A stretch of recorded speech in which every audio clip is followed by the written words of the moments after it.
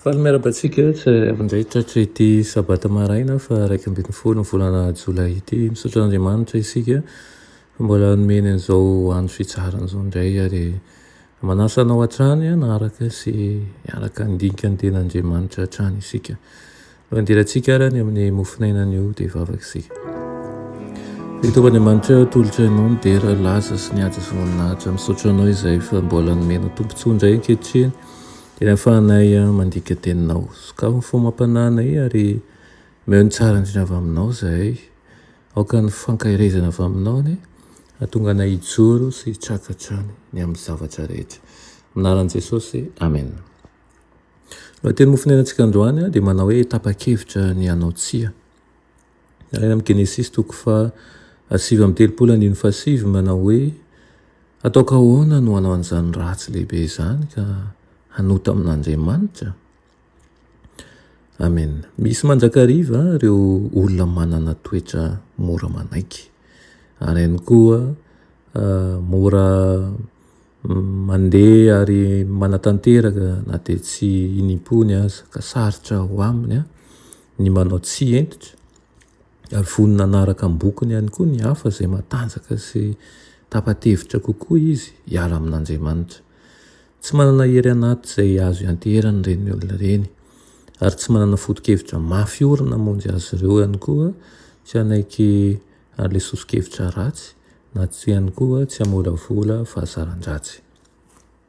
Mitombo isan'andro ny loza ara-pitondran-tena mety azony rehetra na antitra io na tanora io.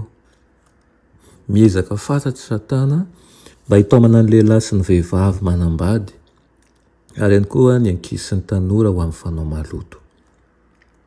Fo maro no manaiky ho azy ny fakam-panahiny satria tsy notehizaina na nidiovina na nikolokoloina tamin'ny alalan'ny fahamarinana masina izay lazaina fahinony.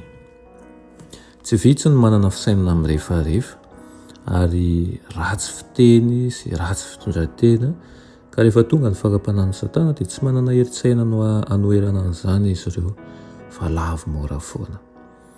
Mila manahy tokoa isika raha tsy ao anatintsika mandrakariva ny fahatahorana an'Andriamanitra. Aoka isika atahotra sao dia hanalavitra an'Andriamanitra eto fa izy irery ihany no hery sy aro antsika rehefa mamely antsika amin'ny fakam-panahy ihany koa ny fahavalo. Lohahevitra mahakasika ny fanahy tsirairay ny hoe ahoana no hitandriamantsika ny tenantsika ho fanaka ho membonahitra eo mason'Andriamanitra izay masina. Tsy voahary isika na mandry io na mifo na mivoaka io na miditra na eny an-dalana eny aza ianao miray tetika amin'ireo lehilahy sy vehivavy ary anjely ratsy fanahy Satana ary mitarika ny hery maizina mba hamery sy handingana ny fanahy rehetra izay voadidiny mandany ny foto-kevitra mafy izay ahory ny fahamarinana mandrakizay. Aoka hamaka lalina ao amin'ny fanahy izao foto-kevitra ny fahamarinana izao. Tsy maintsy mifikitra amin'ny herin'i Jesosy Kristy ny finoana.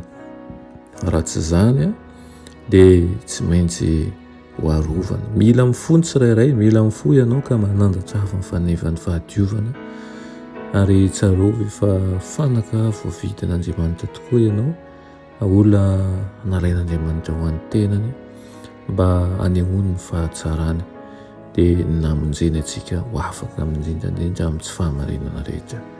Ho alao hery ary aoka ny ho anoloana antsika ny fahatahorana an'Andriamanitra. Amen.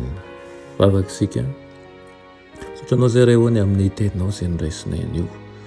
Mangataka aminao izay raha io mba hanana fiainam-bavaka hatrany isan'andro ka tsy hapahanay fa isan'andro dia mety ho avy ny fakam-panahy izay tsy araka ny eritreritray io.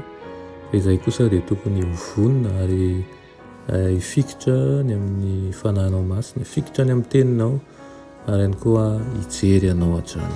Anaran'i Jesosy, amen.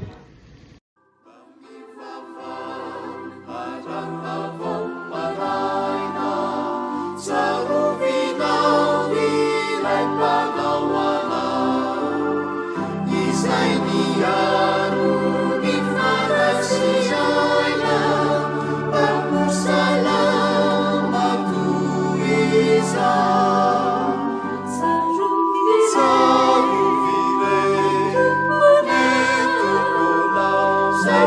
Maria.